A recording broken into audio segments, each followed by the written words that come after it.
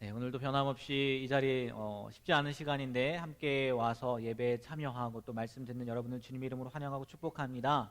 네, 우리 옆에 있는 분들과 이렇게 인사 나누셨으면 좋겠어요. 보고 싶었습니다. 뭐 그러지 않다 할지라도 네, 네, 보고 싶었습니다. 네, 다음 주에 또 봐요. 네, 네, 다음 주에 또 봐요. 네, 네, 정말 오늘 추수감사 주일이죠. 한 해가 다 갔어요. 이제 조금 지나면 12월이 되고 뭐 총회 광고도 오늘 한 것 같은데 한 해를 되돌아보면서 하나님이 우리에게 해주신 일들에 대해서 감사하는 하루 또 일주일 보냈으면 좋겠습니다. 네, 이제 말씀으로 돌아가서요. 여러분 호사다마라는 이야기 들어보셨죠? 호사다마 무슨 말입니까? 좋은 일에는 마가 많다. 네, 조울호의 일사 그다음에 마늘타에 마기 맞자를 써서 호사다마 이렇게 이야기를 합니다. 곧 좋은 일에는 방해되는 일들이 많다는 뜻입니다. 안디옥에서 정말 좋은 일들이 많은 거죠. 그리스도인이라는 칭찬을 듣게 되고 또 성도들이 많이 늘어나게 되고 그리고 뭐 선지자들도 와서 그 장면들을 보았으니까요. 그런데 다시 눈을 들어서 예루살렘을 와보니 좋지 않은 일이 생겼다는 거죠. 오늘의 말씀에 1절에 그렇게 표현되어 있지 않습니까? 그때에라고 이야기하고 있는데 뭐 이때가 어느 때겠습니까? 11장에서 오늘 12장 말씀이지 않습니까? 11장에서 복음의 확장으로 인해서 최초의 이방인 교회인 안디옥 교회의 그 설립, 또 은혜로운 성장의 때라고 할 수 있다는 거죠. 바로 그때 오늘 말씀 예루살렘에서는 이 오늘 말씀의 전반부와 같은 일들이 벌어졌다는 겁니다. 무슨 일이 벌어진 겁니까? 헤롯 왕이 교회 사람들 중에서 몇 사람을 해하려 하여 누구를 죽였다고요? 야고보를 죽였다는 거예요. 이 사건은 이 예루살렘 안에서 정말 큰 기독교 공동체 안에는 끔찍한 사건이었을 겁니다. 왜냐하면 야고보가 누굽니까, 여러분? 예수님의 12 제자 중에 한 명이에요. 그리고 예수님이 그 12 제자 중에서도 특별히 어떠한 일이 있을 때 부르는 3명이 있지 않았습니까? 그 3명이 누구예요? 베드로와 야고보와 요한이라는 거예요. 그 중에 한 명인 이 야고보가 헤롯에 의해 죽게 되었다는 거죠. 예루살렘 교회는 그 전에 스데반의 죽음 다음에 이어서 오는 또 다른 위기였을 거라는 겁니다. 게다가 이 야고보의 죽음을 보고 유대인들이 기뻐하는 것을 봅니다. 이 헤롯이. 그래서 거기에 더해서 누구까지 잡아가둔 겁니까? 베드로까지 잡아가둔 거예요. 베드로라 하면은 정말 예수님의 수제자라고 이야기를 하고 이 당시에 초대 기독교 공동체의 우두머리 격인 사람이란 말이에요. 그런데 그 사람까지도 잡아오게 가뒀다는 거죠. 만약 이스라엘의 절기인 무교절 오늘 말씀에 나오지 않습니까? 무교절, 유월절 그 절기가 아니었다면 야고보를 죽인 것처럼 베드로도 바로 죽였을 겁니다. 그 절기가 있었기 때문에 뭐 감사하다고 해야 되겠나요? 그 절기가 끼어 있었기 때문에 베드로의 죽음이 약간 연기가 된 거죠. 그런데 오늘 말씀 다 같이 읽었다시피 정말 죽음을 앞두고 있는데 어떠한 일이 벌어집니까? 그 감옥에 있던 베드로를 주님의 사자가 나와서 데리고 나오죠. 데리고 나가서 그를 위해서 기도하고 있던 마가라 하는 요한의 어머니 집에 기도하고 있던 곳까지 가서 베드로가 살아난 것을 보여주고 그리고 갈 길을 갔다는 거예요. 아마 거기 있었으면 죽게 될 수도 있었으니까 다른 길을 떠났겠죠. 이게 오늘 말씀의 내용이라는 겁니다. 그런데요, 이 말씀을 통해서 뭐 등장인물들이 여러 인물들이 있지만 세 부류의 사람들, 세 인물을 가지고 오늘 말씀을 나눠보려고 합니다. 먼저 첫 번째는요, 오늘 말씀의 제목에서도 나와 있던 것처럼 헤롯이라는 사람입니다. 야고보를 죽인 헤롯이죠. 정확한 이름은 헤롯 아그리파 1세입니다. 그런데 그 헤롯 가문이라는 그 이야기를 가지고 그냥 헤롯 이렇게 편하게 이야기를 하는 거죠. 이 헤롯 아그리파 1세가 누구냐? 여러분들 성경을 읽다 보면 예수님이 태어날 때 헤롯이 그 어린아이들, 남자아이들을 죽이지 않습니까? 그때 그 헤롯 대왕의 손자예요, 손자. 그러니까 좀 시간이 많이 지난 거죠. 그런데 부전자전, 여기는 뭐 부전자전이 아니죠. 조전이라고 해야 되나요? 그죠? 부전이니까 할아버지 조에서 조전. 맞지 않나요? 손전 이렇게 되는 거 아닌가요? 아니에요? 할아버지 조 맞잖아요. 부전자전이 아니라 조전 손전 이렇게 되는 거 아닙니까? 지금 그 상황이라는 거죠. 그런데 특별하게요, 이 헤롯 아그리파 1세는요 그 당시에 유대인들이랑 이 헤롯 가문이랑 친하지 않았거든요. 왜냐하면 이 헤롯 집안이 베니게 출신이에요. 유대인이 아니라고요. 이방인이란 말이에요. 그런데 그 이방인이 지금 뭐가 된 거예요? 왕이 된 거잖아요. 분봉 왕이 된 거죠. 그래서 유대인들이 인정을 하지 않았단 말이에요. 그런데 이 헤롯 아그리파 1세는 그걸 알아서 정말 전략적인 사람이죠. 그 유대인들의 지도자들과 굉장히 친하게 지냈다는 거예요. 그들이 좋아하는 것이 무엇인지 파악하고 그들이 좋아하는 것들을 해주고, 정말 그들이 필요한 것들을, 그들이 그냥 정말 간지러운 부분들을 긁어주는 역할을 감당했다는 거죠. 그리고 분명히요, 그들과 친밀하게 지냈기 때문에 무슨 얘기를 알았겠습니까? 아, 이 사람들이 이 유대인 기독교 공동체 사람들을 싫어하는구나. 그 복음이 전파되는 거, 예수라는 사람을 전하는 것을 싫어하는구나 라는 것을 알았다는 거죠. 때문에 헤롯은 당시 자신의 지지 기반이었던 그 유대주의자들의 환심을 사기 위해서, 또 자기의 위치를 견고하게 하기 위해서 그 당시에 골칫거리인 그리스도교의 지도자인 사도 중 한 명을 죽였다는 거죠. 그 사람이 누구예요? 야고보라는 거죠. 우리 지난주 매스컴에 이슈가 된 내용이 있지 않았습니까? 죽이려고 하는 방식이 있고 덮으려고 하는 방식이 있다는 거, 아마 들어본 분은 들어보셨을 거예요. 죽이려고 하는 방식은 명성을 얻는 거고, 덮으려고 하는 방식은 부를 축적한다고 하지 않습니까? 거의 맞는 것 같더라고요. 왜 죽였겠습니까? 자신의 이름을 위해서 죽인 거겠죠. 자신의 자리를 위해서 죽인 거겠죠. 자기의 명성을 위해서 죽인 거겠죠. 바로 헤롯 아그리파 1세가 그랬다는 거예요. 오늘 읽은 말씀 3절 말씀을 한번 다시 한번 보시겠습니까? 3절 말씀입니다. 다 같이 한번 읽어볼게요. 유대인들이 이를 기뻐하는 것을 보고 베드로도 잡으려 할세 때는 무교절 기간이라. 네, 헤롯 아그리파 1세가요 야고보를 잡아 죽이고 나니까 유대인들이 어떻게 했다고요? 굉장히 좋아했단 말이에요. 굉장히라는 말은 없었지만 되게 좋아했단 말이에요. 그래서 누구도요? 베드로도 잡아 가뒀다는 거예요. 또 한 번 명성을 얻기 위해서, 그들의 인정을 받기 위해서. 헤롯의 나중 행보를 보면 더 잘 알 수 있는데요, 이 헤롯은 명성, 자리, 이익을 붙잡고 살아가는 사람의 본이라는 거예요. 본복이라는 거예요. 모습이라는 거죠. 우리의 삶이 그럴 수 있다는 겁니다. 헤롯과 같을 수 있다는 거예요. 그러나 그 결과가 그가 추구하고 붙잡던 것에 의해서요 비참한 죽음을 맞이합니다. 미리 말씀을 보면 사도행전 12장 21절에서 23절, 오늘 말씀을 읽지 않았는데 그 뒤에 말씀에 나오는 거거든요. 한번 읽어보면 이렇습니다. 21절부터 23절까지 다 같이 한번 읽어보도록 할까요? 헤롯이 나를 택하여 왕복을 입고 단상에 앉아 백성에게 연설하니 백성들이 크게 부르되 이것은 신의 소리요 사람의 소리가 아니라 하거늘 헤롯이 영광을 하나님께로 돌리지 아니하므로 주의 사자가 곧 친히 벌레에게 먹혀 죽으니라. 하나님이 얼마나 기분이 나쁘셨으면 벌레에 먹혀 죽게 하셨겠습니까? 예수님의 12사도 중 한 명을 죽인 것에도 모자라서 베드로도 지금 옥에 가두고 이 사이에 풀려나지만 도망가게 되지만 일개 분봉 왕이면서 자신이 하나님인 줄 착각했다는 거죠. 자기가 뭐든지 다 할 수 있다고 착각했다는 거예요. 그런 결과로 이런 비참한 결말을 맞이하게 된다는 거죠. 그리고요, 틀림없는 사실은 제가 조금 전에도 말씀드렸듯이 이 헤롯이라는 사람은 자신의 명성, 자리, 이익을 추구하며 사는 사람이었다는 거예요. 생각해 보십시오.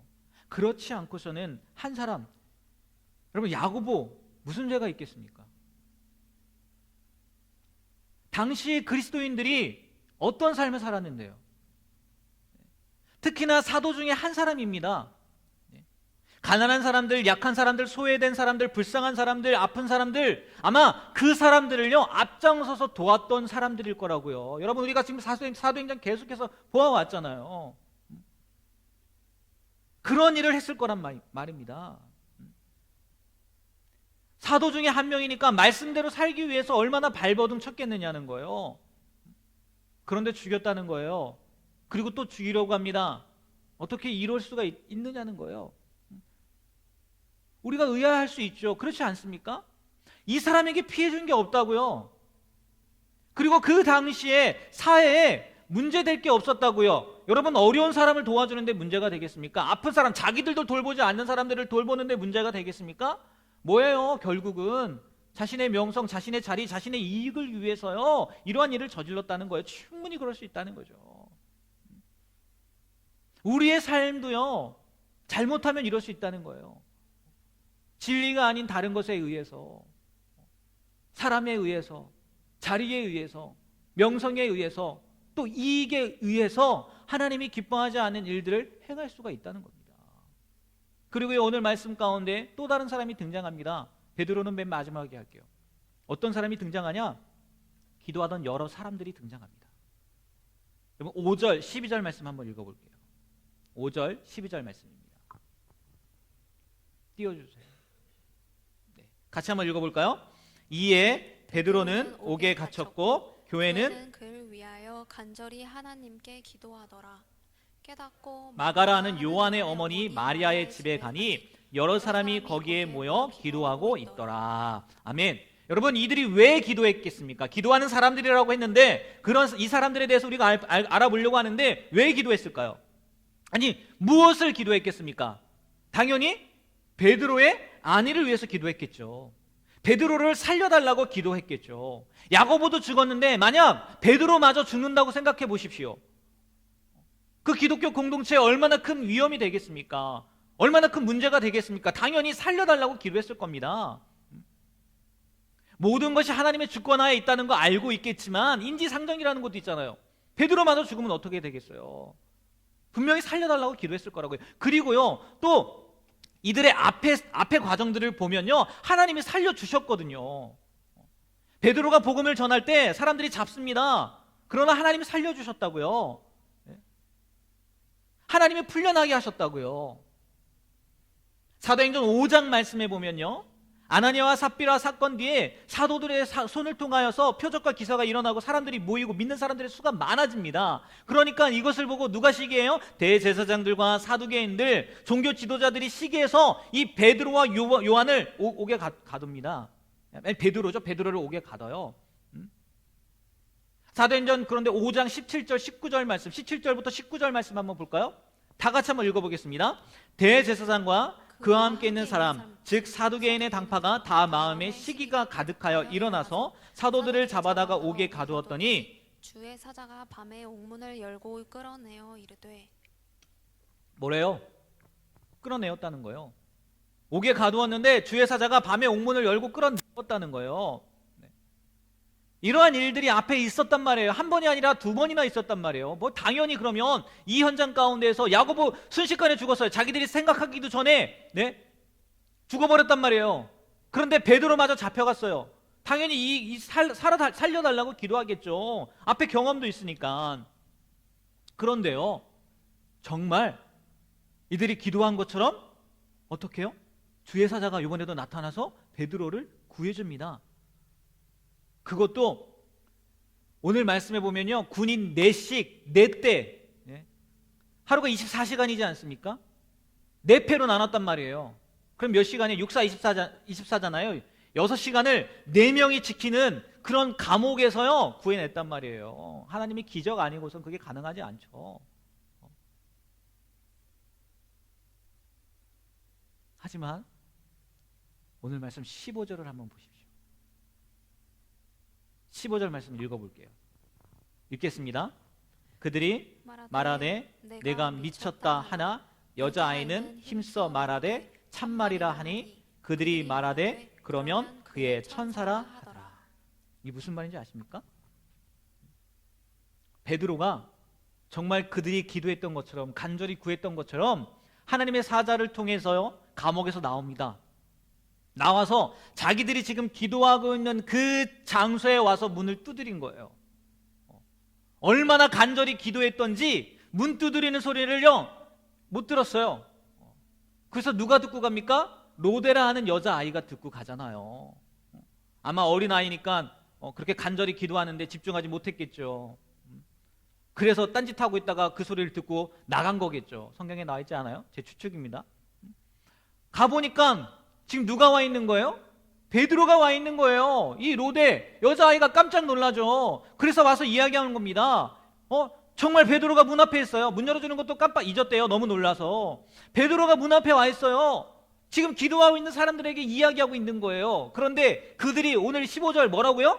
미쳤네 얘. 그랬다는 거예요. 걔가 어떻게 나오냐는 거죠. 베드로가 아니라 그러면 그의 천사일 거야. 그렇게 표현을 했다는 겁니다.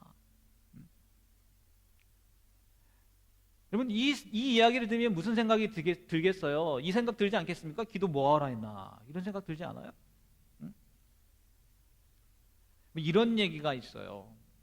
들어보신 분들도 계실 수 있을 텐데 나라에 가뭄이 든 겁니다. 우리나라에 가뭄이 들었어요.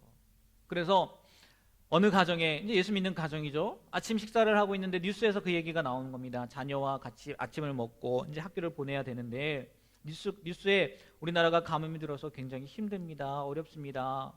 우리가 물을 절약해야 되고 뭐 이런 얘기들이 나온 거예요. 믿는 집안이니까 엄마가 자녀와 밥을 먹으면서 야 우리가 짧지만 이 시간 우리 나라를 위해서 기도해야 되겠다. 우리 같이 기도하자. 빨리 가뭄이 끝나고 비가 오게 해달라고 같이 기도하자 하고 기도를 했어요. 그리고 이제 아이를 학교를 보내야 되지 않습니까?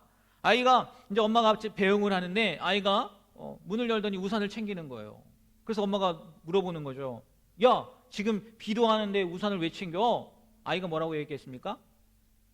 뭐라고 얘기했겠어요? 상상이 안 되십니까? 엄마 조금 전에 우리가 비 오게 해달라고 기도했잖아요. 그럼 비 올 수 있잖아요. 그랬다는 거예요. 또 다른 얘기 하나 해줄까요? 어느 건물에요 지하에 교회가 있고 2층에는 술집이 있었대요. 좀 안 맞죠? 지하는 교회인데 2층은 술집이니까. 그래서 담임 목사님께서 성도들과 같이 기도를 했대요. 어떤 기도를 했겠습니까? 하나님 2층에 이렇게 술집이 있는 게 참 좋지 않습니다. 술집이 망하거나 아니면 뭐 이사를 가거나 그래서 좀 이 자리가 거룩한 자리가 되면 좋겠습니다 라고 기도를 했다는 거예요. 그런데 정말 그 술집에 불이 난 거예요. 불이 나서 홀라당 타버려가지고 술집을 더 이상 운영할 수 없게 된 거예요. 이제 그 다음에 문제입니다. 경찰에 이 술집 주인이 신고를 한 거예요. 뭐라고 신고를 했을까요? 교회에서 우리 술집 망하게 해달라고 기도해서 우리가 불난 겁니다 라고 신고를 한 거예요. 근데 여러분 그거 아십니까? 어떤 신고가 들어가면 교통사고도 마찬가지더라고요. 신고를 안 하면 상관이 없는데 신고를 하면 참고인 조사라는 게 있더라고요. 그래서 목사님을 경찰서에서 불렀다는 거예요. 이렇게 고소가 됐습니다. 신고가 됐습니다 라고 해서 불렀다는 거예요. 목사님이 그 경찰 앞에서 뭐라고 얘기했어요? 네? 이랬다는 거예요. 아니 형사 양반 기도한다고 불이 나겠습니까? 이렇게 얘기했다는 거예요. 그럼 누가 믿음 있는 사람입니까? 네? 누가 믿음 있는 사람이에요? 네? 우리가 이럴 수 있다는 거예요. 우리가 이럴 수 있다고요. 습관에 의해 사는 겁니다. 습관적인 신앙생활 하는 거예요. 아니 자기들이 기도하는 것 엄밀히 말하면 그때 그 순간에도 기도하고 있었잖아요. 그렇지 않습니까? 그 일이 정말 일어났음에도 불구하고 못 믿는 겁니다. 그럼 왜 기도했느냐는 거예요. 물론 간절이라는 표현이 있긴 했지만 습관이라는 거죠. 그렇게 해왔다는 거예요. 그냥 그렇게 하는 거니까. 여러분 그러면요 정말 그렇게 살다 죽습니다. 그렇게 살다 죽어요. 간절함도 진짜 간절함이 되어야 되지 습관적인 간절함이 되어서는 안 된다는 거예요. 여러분의 신앙을 한번 돌아보시길 바랍니다. 왜 이 자리에 나오셨나요? 습관적으로 나온 거 아닐까요? 한번 우리의 믿음, 우리의 신앙을 점검해 봐야 된다는 거예요. 서두에 헤롯의 이야기를 했지만 제가 믿기는 또 보기에는 여러분들이 헤롯처럼 살지는 않을 것 같아요. 그러나 이 여러 사람들, 기도했던 여러 사람들처럼요 습관에 타성에 젖어서 우리가 신앙생활을 할 수 있다는 거죠. 그렇게 되면 안 될 줄 믿습니다. 습관이 아니라, 타성에 젖은 신앙생활이 아니라 진짜 간절한 마음, 진짜 믿음을 가지고요 우리가 신앙생활을 했으면 좋겠어요. 바라기는 오늘 마지막에 이야기할 베드로와 같은 삶을 살았으면 좋겠습니다. 7절 말씀이에요. 한번 읽어볼까요? 다 같이 있습니다. 호련히 주의 사자가 나타남에 옥중에 광채가 빛나며 또 베드로의 옆구리를 쳐 깨워 이르되 급히 일어나라 하니 쇠사슬이 그 손에서 벗어지더라. 여러분, 베드로요 지금 그 감옥에 갇혀 있는 장면이지 않습니까? 먼저 주의 사자가 나타났고 뭐 그것까진 그렇다 쳐요. 무엇이 일어났습니까? 광채가 일어났다는 거예요. 빛이 났다는 거예요. 그런 경험 있지 않으십니까? 자고 있는데 누가 불을 확 켜버렸어요. 그러면 그 빛 때문에 이거 뭐야 그렇게 깬 적 없으신가요? 물론 지금 빛이 있는 상황 가운데도 주무시긴 하지만 네. 꺼야 일어나나? 이런 경우에는 그런 경우 있지 않습니까? 어두운 캄캄한 밤에 자고 있는데 갑자기 누가 와서 불을 켜는 거예요. 그럼 부스스하고 일어나게 되잖아요. 지금 광채가 비쳤는데도요 지금 베드로는요 일어나지 않아요. 그래서 주의 사자가 어떡합니까? 옆구리를 쳐서 깨웠다는 거예요. 옆구리를 쳤다는 거, 이 쳤다는 그 단어를 보니까요 어떤 의미가 있냐? 세게 때렸다는 거예요. 그냥 툭툭 치면서 야 베드로야 일어나, 베드로야 일어나가 아니라 진짜 있는 힘껏 쳤다는 거예요. 얼마나 깊이 잠들었으면 얘 안 되겠다 싶어서요. 어떤 분은 그런 표현도 하더라고요. 발로 찬 거 아니냐고. 누워있으니까 그렇지 않나요 목사님? 누워있으니까 이 손으로 이렇게 하기가 불편하지 않나요? 발로 이렇게 팍 찬 거 아닌가요? 이렇게 얘기를 하는데 발로 찼든 손으로 때렸든 굉장히 세게 때렸다는 거예요. 그만큼 깊은 잠을 잤다는 겁니다. 저는 이 말씀을 볼 때마다 느끼는 건데 참 의아하지 않습니까? 바로 얼마 전 야고보가 죽임을 당했어요. 정말 얼마 전이에요. 그리고 이제는 자기 차례예요.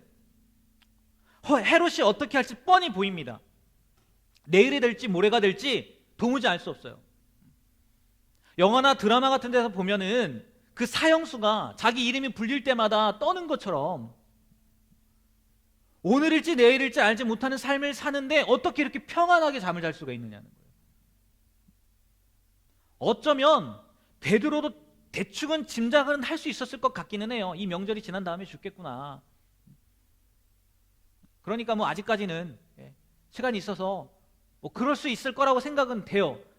그렇다 한들 죽음을 앞둔 상황에서 어떻게 이렇게 평안할 수 있냐. 여러분 근심 한번 해보셨습니까? 심각한 고민이 있어 보셨어요? 잠 안 옵니다. 잠 안 와요. 잘 수가 없어요. 저도 웬만하면 잠을 잘 자는 사람인데 억울한 일을 당하거나 분한 일이 있을 때요 또 내일 일어날 그 일이 염려가 되면요 잠이 안 오더라고요. 정말 잘 자는 사람이거든요. 부끄러운 고백이긴 한데 육아를 하지 않습니까? 뭐 애들이 지금 다 컸지만 저는 한 번도 깨본 적이 한 번이라고 하면 안 되지. 한 번도라고 하면 안 되고 깨어본 적이 별로 없어요.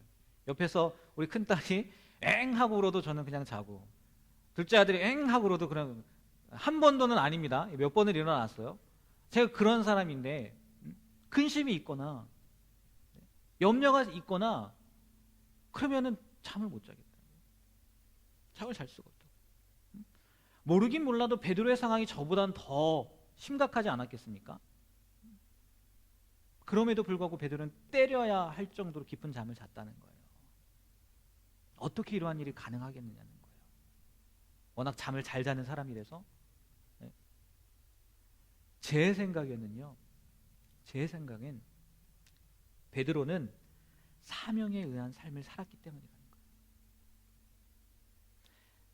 이 사명에 대해서 좀 설명을 드려야 되는데 사명 헬라어로요 디아코니아라는 단어가 쓰였어요. 오늘 말씀에 사명이라고 번역이 된 단어가 디아코니아라는 단어가 쓰였어요. 이 단어의 뜻을 보니까 봉사, 섬김의 뜻이 있다는 거예요. 그리고 사명이라는 단어를 여러분이 나중에 검색해 보면 나오겠지만 맡겨진 임무, 또 사신이나 사절에게 주어진 명령이라고도 표현을 합니다. 그러니까 이 두 가지를 종합해 보면 사명이라는 것이 뭐 특별한 일을 이야기하는 것처럼도 보이지만 모든 일, 봉사 섬김이에요. 그냥 평범한 일, 우리가 하는 모든 일들을요 사명이라고 이야기할 수 있다는 거예요. 흔히 우리가 사명 그러면 뭔가 특별한 일을 하는 것이 사명 아닌가요? 정말 성경에 나와 있던 사람들처럼 그러한 일들을 하는 것이 사명 아닌가요? 선교사님들처럼 해외에 나가서 오지에 가서 복음을 전하는 거 그게 사명 아닌가요? 라고 생각할 수 있는데 단어에 비추어 보면 아니라는 거예요. 그냥 평범한 일이라는 겁니다. 봉사, 섬김 이런 게 다 사명이 된다는 거예요. 그런데요, 조금만 더 생각해 보면 특별한 일을 하지 않는 건데 이 사명이라는 게 그렇게 특별한 일은 아닌데 목숨을 걸어요. 그렇잖아요. 베드로가 그런 거 아닙니까? 그러면 그것 가지고 우리가 추측해 볼 수 있는 게 뭐냐?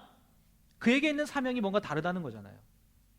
그냥 단순한 봉사, 섬김, 자기에게 맡겨준 일, 직무 이런 건 아니라는 거잖아요. 그게요, 사명이라는 단어 속에는 또 다른 의미를 보면은 이해가 되겠더라고요. 조금 전에 사명, 봉사, 섬김이라는 단어 디아코니아를 번역해 놓은 단어라고 했잖아요. 그런데 이 디아코니아라는 단어가요 디아코노스라는 단어에서 파생이 되었다는 거예요. 디아코노스는 뭐냐? 식탁을 준비하는 사람이라는 거예요. 그게 뭔데요? 더 의미 없는 거 아닌가요? 더 간단한 거 아닌가요? 식탁을 준비하는 사람이 디아코노스라는 거예요. 근데 문제는 뭐냐? 만약 식탁을 준비하는 사람이 식당의 주방장이거나 아니면 웨이터라면 디아코노스가 아니라는 거예요. 왜? 대가가 있다는 거죠. 대가를 바라고 한다는 거예요. 진짜 우리 봉사 섬김 이야기했는데 말 그대로 그거는 디아코니아가 아니라는 거예요. 그래서 이 디아코노스라는 단어를요 여기에 비교한답니다. 어디에 비교하냐? 식탁을 준비하는 어머니에 비교한다는 거예요. 이런 의미에서 디아코니아는 그냥 봉사, 섬김이 아니라 완전한 봉사, 완전한 헌신을 의미한다는 거예요. 게다가 이 사명이라는 단어를 한자로 보면 어떻게 써야 하는지 아십니까? 뭐라고요? 불일사의 목숨명이에요. 흔히 우리가 사명 생각하면 일사자의 명령 그거 아닙니까? 라고 생각을 하는데 사명이라는 것을 한자로 보면요 불일사의 무슨 명이요? 목숨명이라는 거예요. 이해가 되십니까? 목숨을 걸고 하는 거라는 거예요. 베드로는 자기에게 맡겨진 사명이라는 것에 대한 의미를 이거에 비유했다는 거죠. 이거에 부여했다는 거죠. 완전한 봉사, 완전한 헌신, 심지어 자기 목숨까지도 내어놓을 정도로 맡겨진 일에 대해서 생각을 했다는 거예요. 그러기에 복음을 전함으로 인해 어려움이 와도 또 보상이 없다 해도 목숨까지 헌신해야 한다 할지라도 아랑곳하지 않고 그것이 나에게 주어진 사명이구나 라고 생각하고 살았다는 거예요. 여러분 한번 생각해 보세요. 이런 작정을 하고 맡겨진 일을 하는 사람과 식당 주인이나 웨이터처럼 일하는 사람과 그 일의 그 내용이라고 해야 되나요? 그게 같겠습니까? 일의 질이 같겠어요? 심지어 여러분 식당 주인과 웨이터가 하는 갖고 있는 생각조차도 다르잖아요. 그런데 주님께서 맡겨주신 사명이라고 생각하고 하는 사람과 같겠느냐는 거예요. 다르죠. 다를 수밖에 없죠. 저는 이 내용들을 준비하면서 그 영화가 생각이 나더라고요. 아저씨라는 영화 다 보셨잖아요. 거기에 유명한 대사, 뭐 여러분들에게는 안 유명할 수도 있지만 저는 딱 각인된 대사가 있었거든요. 나는 오늘만 산다는 거잖아요. 오늘만. 내일이 없다는 거 아니겠습니까? 오늘만 사는 사람이 무엇이 두렵겠습니까? 사명에 의해 사는 사람들은 그러한 사람들이라는 거예요. 주님을 위해서 오늘만 살아도 족한 사람들이라는 거죠. 내일이 없다 하도 완전히 다 쏟아붓는다 할지라도 아무 상관이 없는 사람이 사명에 의해 사는 사람들이라는 거예요. 그러기에 죽음을 앞둔 상황 가운데에도 그렇게 평안하게 잠을 잘 수가 있었다는 거죠. 어떻게 보면 행복한 잠이었을 것 같더라고요. 그렇지 않을까요? 왜? 이제 어디 가요? 주님이 기다리는 천국 가는 거잖아요. 그 생각이 들더라고요. 어떻게 보면 이 지금 잠자는 그 현장이요, 베드로에게는 행복한 현장이구나라는 생각이 들더라고요. 여러분, 베드로만 사명자가 아닙니다. 그렇다고 목사님만, 전도사님들만 사명자가 아니에요. 우리 모두가 다 사명자입니다. 왜? 아까 얘기했잖아요. 봉사 섬김이에요. 그런데 그거에만 머물면 안 된다는 거예요. 그 뒤에 이야기한 완전한 봉사, 완전한 헌신, 목숨까지도 부릴 수 있는, 목숨까지도 내놓을 수 있는 그런 마음가짐을 가지고 우리에게 맡겨진 일들을 해야 된다는 거죠. 그게 진짜 사명자의 모습이라는 거죠. 이 베드로의 모습을 닮았으면 좋겠어요. 헤롯처럼 사람들에 의해서, 환경에 의해서, 아니면 명성, 자리, 이익에 의해서 움직이는 사람이 아니라, 또 습관적으로 신앙생활, 또 습관적으로 우리의 삶을 사는 것이 아니라 나에게 맡겨진 모든 일입니다. 모든 일이 사명이라는 의식을 가지고 오늘만 있다는, 나에게 내일이 없어도 좋다라는 마음으로 살아갈 수 있었으면 좋겠어요. 오늘 말씀을 통해서 다시 한번 다짐하시고 결심하시고 그렇게 결단하고 사명자로서의 삶을, 그래서 베드로를 닮아가는 삶을 살아가시게 되는 저와 여러분이 되길 주님의 이름으로 부탁드립니다. 아멘. 네, 기도하겠습니다.